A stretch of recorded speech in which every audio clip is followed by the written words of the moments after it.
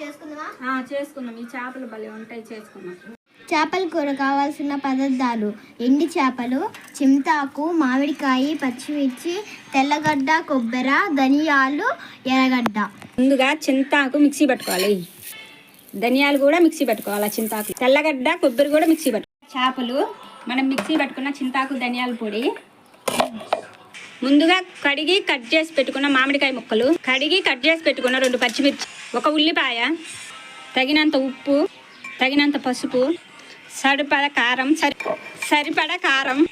సరిపడా నూనె, ముందుగా కడిగి కట్ చేసి పెట్టుకున్న 2 టమోటాలు వేసుకొని బాగా కలబెట్టుకోవాలి. తగినన్ని నీళ్ళు పోసుకుంటూ బాగా కలబెట్టుకోవాలి.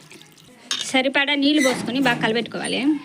గ్యాస్ మీద పెట్టుకొని బాగా ఉడికించుకుందాం.